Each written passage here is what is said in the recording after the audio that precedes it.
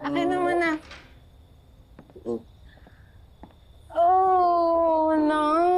Asus, ano tinitingnan mo, anak? Ha?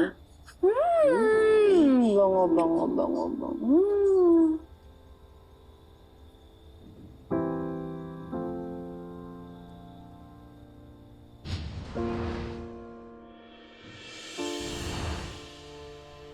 May gusto po ba kayong kainin? Masaya po akong pinagsisibihan kita.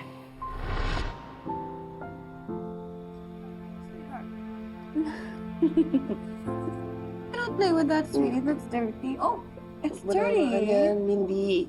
No. Bawal sa'yo yan. Bawal sa'yo yan.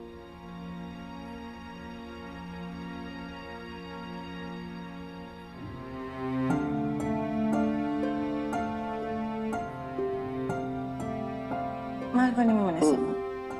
Gamit ka na? Nandun lang si Dad.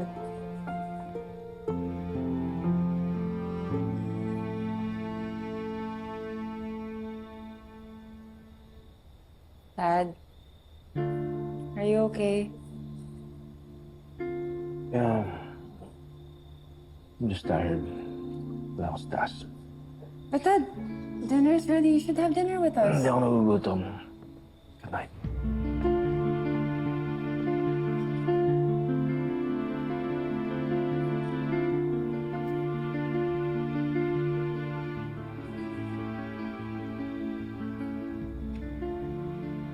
Ilang araw nang ganyan si Daddy.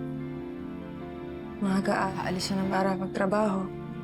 Tapos pag-uwi, pagod na pagod. Nandito naman siya, wala siya sa sarili niya, matamlay siya. Mahal, baka naman pagod lang. No, I don't think that's it. I'm afraid namimiss niya si Betsy.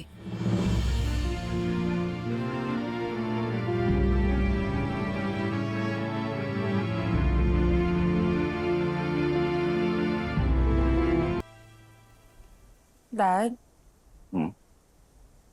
Di ba ang original plan niya ni Mom is magbabakasyon na kayo dito sa Pilipinas? Why don't we go home to the States? Bakit? Dad, nandun ang buhay natin. Our main business is there. Sama na lang natin si Tita Connie and maghahanap ako ng magaling na caregiver for her. Ano si Gerald? Dad, alam kong ayaw mo kay Gerald. Pero alam nga naman, hiwalayan ko siya just because you don't approve of him. Paano si Mindy? Lalaki siyang walang daddy.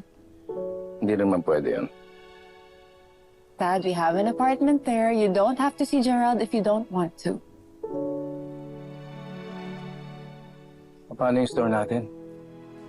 Dad, magagaling mga managers natin dito. Pwede kami bumalik-balik ni Gerald dito to check our stores. Sige. Dad, please, umuwi na tayo. Lagi kasi tayo nag-aaway dito. If we go home, we can fix our relationship. And we can fix ourselves too. Kaya please, umuwi na tayo. Pag-iisipan ko. Dad, I'm sure din na makaka-recover ka. Pagbalik natin ng States. Mas makaka-recover ka sa pagkamatay ni Mom. And sa mga ibang bagay na nangyari dito. Yes, Margo, siguro tama ka. Pwede Balik tayong ka bumalik. muna, Dad. Pwede tayong bumalik na Amerika.